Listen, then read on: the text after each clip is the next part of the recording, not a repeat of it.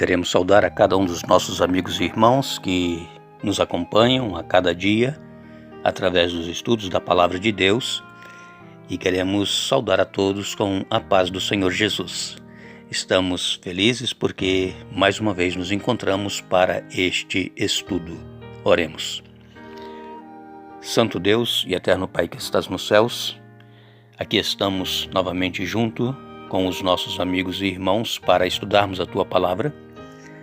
Pedimos-te que nos dê a capacitação do Espírito Santo para entendermos a Tua Palavra e aceitá-la e também praticá-la na nossa vida.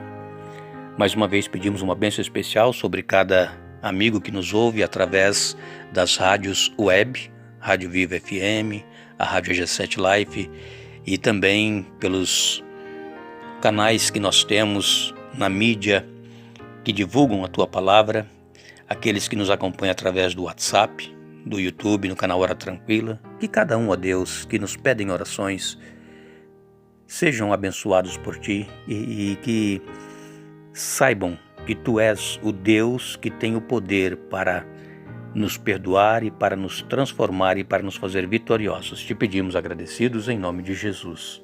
Amém.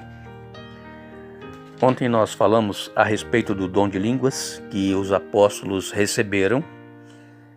Eles começaram a falar em línguas que as pessoas entendiam. Eu vou citar aqui novamente, é o capítulo 2, versos de 5 a 12. Leia aí na sua Bíblia para que você possa entender e sublinhe ali onde você vai encontrar que eles falaram outras línguas das pessoas de outras nações que estavam ali e que estavam entendendo o que eles estavam falando. E os apóstolos, eles falaram idiomas estrangeiros, línguas que existiam, mas que antes os apóstolos não sabiam falar essas línguas, mas pelo poder do Espírito Santo eles começaram a falar e as pessoas começaram a entender.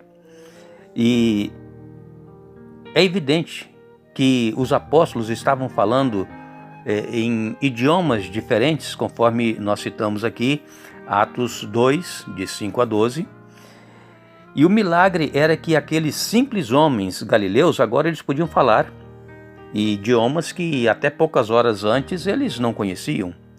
E para os judeus locais, aqueles que estavam em Jerusalém, aqueles que falavam hebraico, aramaico, eles então testemunharam essa cena, mas eles não estavam familiarizados com esses idiomas. E então, essas pessoas que moravam em Jerusalém e que viram aqueles discípulos falarem línguas que os moradores de Jerusalém não estavam entendendo, eles começaram então a falar que os discípulos estavam bêbados, não é? Está exatamente aqui no capítulo 2, no verso 13. Foram eles, os que moravam em Jerusalém, que não conheciam as outras línguas, então falaram, eles estão bêbados. Mas os outros que haviam vindo de outras nações estavam entendendo, cada um na sua própria língua. Este sermão que nós encontramos aqui, no capítulo 2, versos 16 até o verso 21, nós vamos ver aqui que o apóstolo Pedro começou então. Como sempre, o apóstolo Pedro, ele tomava a iniciativa, ele era o primeiro. E então Pedro, diz aqui o verso 14, se levantou com os 11 e erguendo a voz advertiu-os nestes termos: varões, judeus e todos os habitantes de Jerusalém, tomai conhecimento disto e atentai nas minhas palavras. Estes homens não estão embriagados como vindes pensando, sendo essa a terceira hora do dia. Mas o que ocorre é o que foi dito por intermédio do profeta Joel. E acontecerá nos últimos dias, diz o Senhor, e derramarei do meu espírito sobre toda a carne, vossos filhos e vossas filhas profetizarão, vossos jovens terão visões e sonharão vossos velhos. Até sobre os meus servos e sobre as minhas servas derramarei do meu espírito naqueles dias e profetizarão. Aqui então vai até o verso 21, o apóstolo Paulo fazendo aqui a defesa dos discípulos, garantindo aos habitantes de Jerusalém que eles não estavam embriagados. Era a terceira hora do dia, era mais ou menos 9 horas da manhã, e eles então falando nestas outras línguas mediante o poder do Espírito Santo.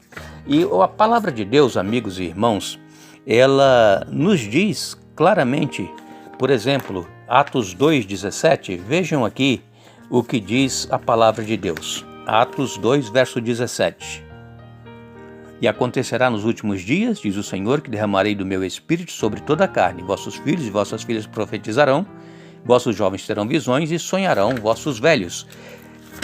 Essas palavras ditas por Pedro foram as mesmas palavras que o profeta Joel falou em Joel capítulo 2, no verso 28.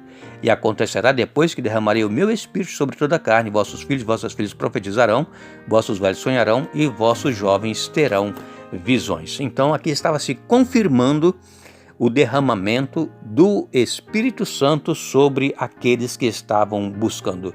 A profecia de Joel, ela tratava da futura era da salvação. Por exemplo, Joel 2, verso 32, e acontecerá que todo aquele que invocar o nome do Senhor será salvo, porque no Monte Sião e em Jerusalém estarão os que forem salvos, como o Senhor prometeu, e entre os sobreviventes aqueles que o Senhor chamar. Então, essa profecia se tratava da futura era da salvação, que seria caracterizada por vários sinais no mundo natural e em abundante derramamento do Espírito, como eu acabei de ler aqui em Joel 2, verso 28.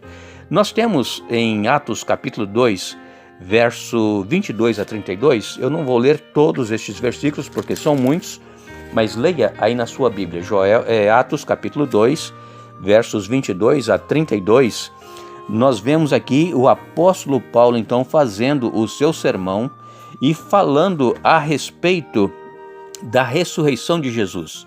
Varões israelitas, atendei a estas palavras: Jesus o Nazareno, varão aprovado por Deus diante de vós com milagres, prodígios e sinais, os quais o próprio Deus realizou por intermédio dele entre vós, como vós mesmos sabeis, sendo este entregue pelo determinado desígnio e presciência de Deus, vós o matastes, crucificando-o por mãos de iníquos, ao qual, porém, Deus ressuscitou, rompendo os grilhões da morte, porquanto não era possível fosse ele retido por ela.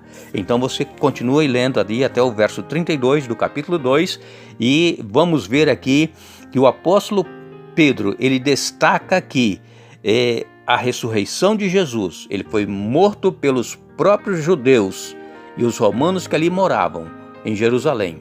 Mataram a Jesus, mas ao terceiro dia Deus o ressuscitou. E então esta morte e ressurreição de Jesus, ela recebeu aqui maior ênfase porque ela representava o fator decisivo na história do Evangelho. E para o apóstolo Pedro, a ressurreição era a vindicação suprema de Jesus, Atos 2, 22 e também o verso 27. E então o apóstolo Pedro aqui, ele citou as Escrituras para provar o seu argumento quanto ao significado da ressurreição. Nós vemos que quando o apóstolo Pedro se levantou para falar, os outros 11 apóstolos também se levantaram. O apóstolo Pedro, ele falava na língua daqueles que habitavam em Jerusalém, o aramaico, e os outros 11, cada um falando em uma língua diferente, para todos aqueles que ali estavam entenderem este discurso de Pedro. É o poder do Espírito Santo atuando na igreja primitiva, porque eles buscaram este poder, eles perseveraram unânimes em oração, eles buscaram se perdoar uns aos outros, tirar todas aquelas diferenças que eles tinham antes da morte de Jesus e da ressurreição, e agora eles eram um em Cristo e eles puderam realizar essa maravilha. Que Deus nos abençoe, que Deus nos ajude a continuarmos entendendo a sua palavra. Voltaremos amanhã dando sequência a este estudo, mas lembre-se, buscai, pois, em primeiro lugar o reino de Deus e a sua justiça, e as demais coisas vos serão acrescentadas.